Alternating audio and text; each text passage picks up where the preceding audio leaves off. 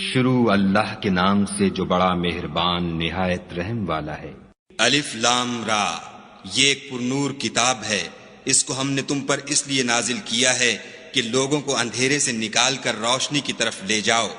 یعنی ان کے پروردگار کے حکم سے غالب اور قابل تعریف خدا کے رستے کی طرف۔ وہ خدا کہ جو کچھ آسمانوں اور زمین میں ہے سب اسی کا ہے، اور کافروں کے لیے عذاب سخت کی وجہ سے خرابی ہے۔ جو آخرت کی نسبت دنیا کو پسند کرتے اور لوگوں کو خدا کے رستے سے روکتے اور اس میں کجی چاہتے ہیں، یہ لوگ پرلے سرے کی گمراہی میں ہیں۔ اور ہم نے کوئی پیغمبر نہیں بھیجا مگر اپنی قوم کی زبان بولتا تھا،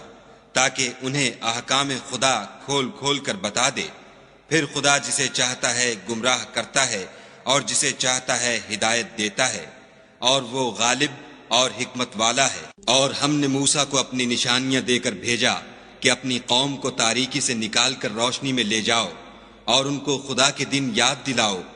اور اس میں ان لوگوں کے لیے جو صابر و شاکر ہیں قدرت خدا کی نشانیاں ہیں۔ اور جب موسیٰ نے اپنی قوم سے کہا کہ خدا نے جو تم پر مہربانیاں کی ہیں ان کو یاد کرو، جب کہ تم کو فرعون کی قوم کے ہاتھ سے مخلصی دی، وہ لوگ تمہیں بڑے عذاب دیتے تھے اور تمہارے بیٹوں کو مار ڈالتے تھے، اور عورت ذات یعنی تمہاری لڑکیوں کو زندہ رہنے دیتے تھے، اور اس میں تمہارے پروردگار کی طرف سے بڑی سخت آزمائش تھی۔ اور جب تمہارے پروردگار نے تم کو آگاہ کیا کہ اگر شکر کرو گے تو میں تمہیں زیادہ دوں گا، اور اگر ناشکری کرو گے تو یاد رکھو کہ میرا عذاب بھی سخت ہے۔ اور موسیٰ نے صاف صاف کہہ دیا کہ اگر تم اور جتنے اور لوگ زمین میں ہیں سب کے سب ناشکری کرو تو خدا بھی بے نیاز اور قابل تعریف ہے۔ بھلا تم کو ان لوگوں کے حالات کی خبر نہیں پہنچی جو تم سے پہلے تھے، یعنی نوح اور عاد اور سمود کی قوم،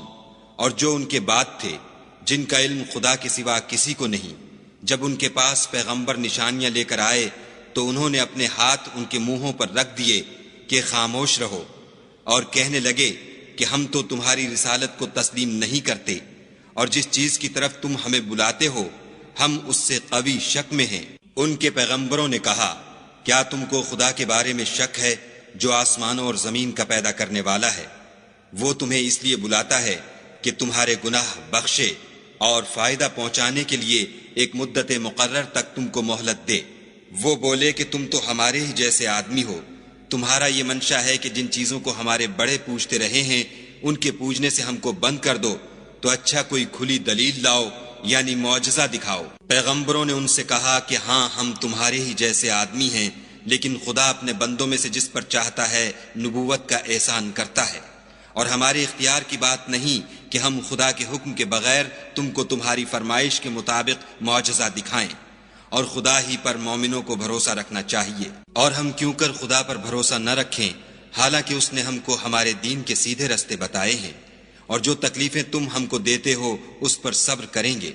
اور اہل توکل کو خدا ہی پر بھروسہ رکھنا چاہیے۔ اور جو کافر تھے انہوں نے اپنے پیغمبروں سے کہا کہ یا تو ہم تم کو اپنے ملک سے باہر نکال دیں گے یا ہمارے مذہب میں داخل ہو جاؤ،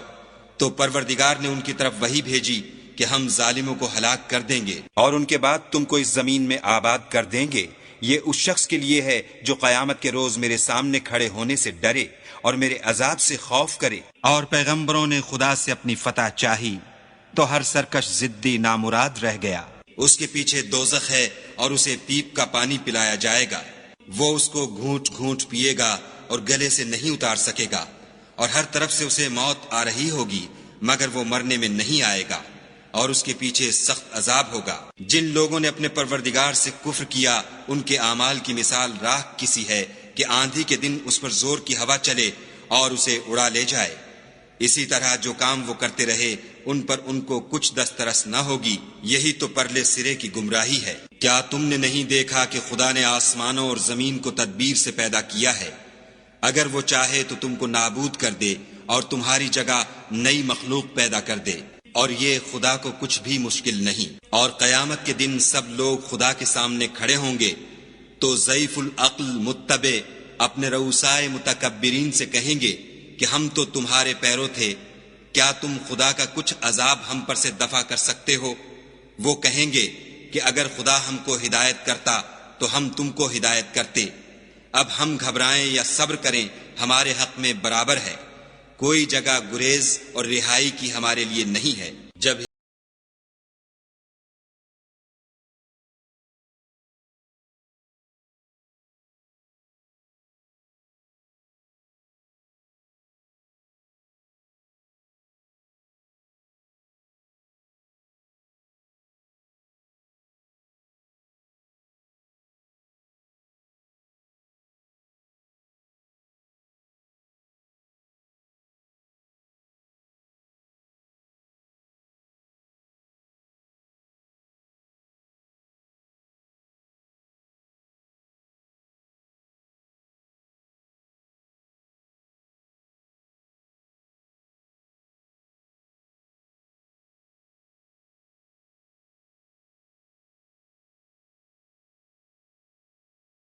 سلام ہوگا۔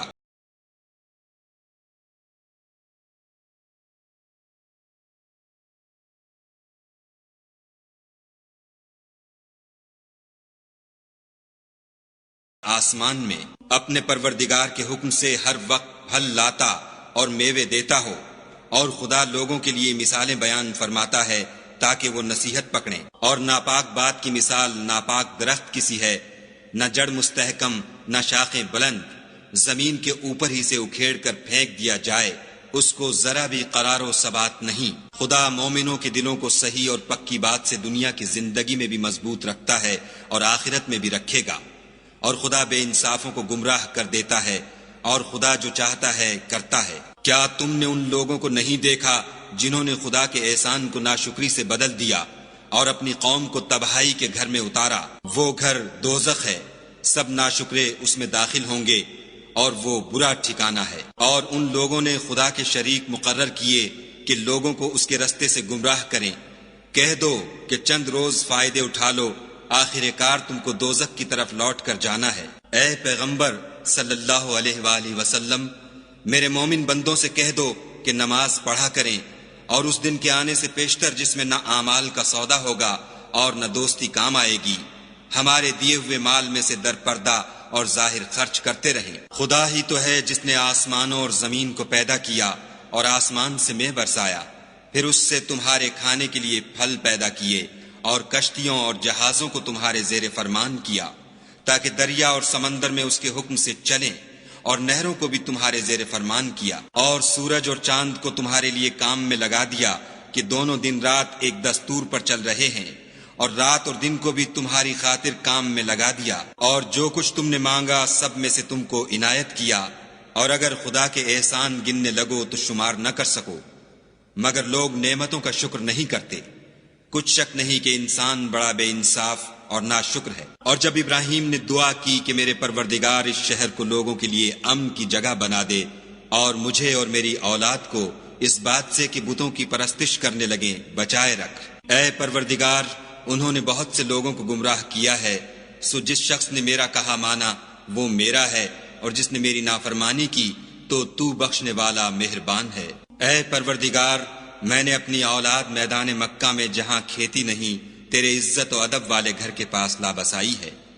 اے پروردگار، تاکہ یہ نماز پڑھیں،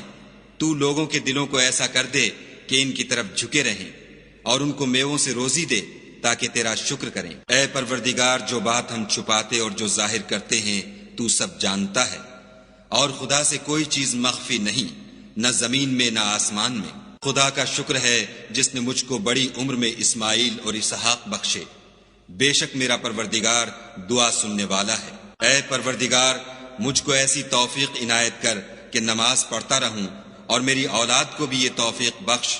اے پروردگار، میری دعا قبول فرما۔ اے پروردگار، حساب کتاب کے دن مجھ کو اور میرے ماں باپ کو اور مومنوں کو مغفرت کیجو۔ اور مومنوں، مت خیال کرنا کہ یہ ظالم جو عمل کر رہے ہیں خدا ان سے بے خبر ہے،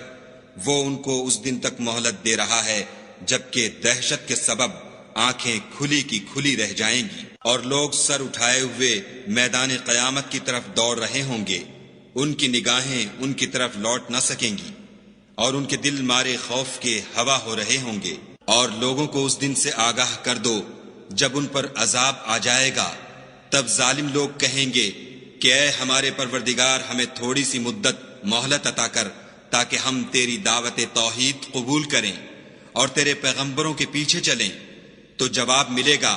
کیا تم پہلے قسمیں نہیں کھایا کرتے تھے کہ تم کو اس حال سے جس میں تم ہو زوال اور قیامت کو حساب اعمال نہیں ہوگا؟ اور جو لوگ اپنے آپ پر ظلم کرتے تھے تم ان کے مکانوں میں رہتے تھے،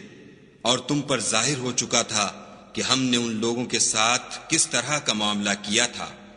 اور تمہارے سمجھانے کے لیے مثالیں بیان کر دی تھیں، اور انہوں نے بڑی بڑی تدبیریں کی، اور ان کی سب تدبیریں خدا کے ہاں لکھی ہوئی ہیں۔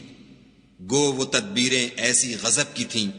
کہ ان سے پہاڑ بھی ٹل جائیں، تو ایسا خیال نہ کرنا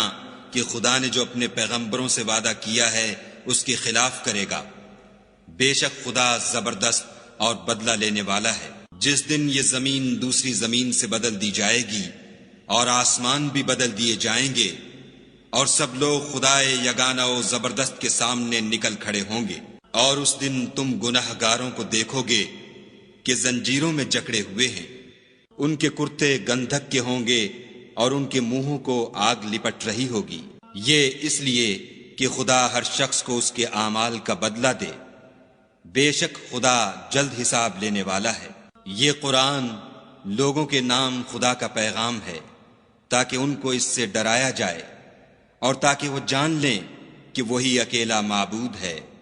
اور تاکہ اہل عقل نصیحت پر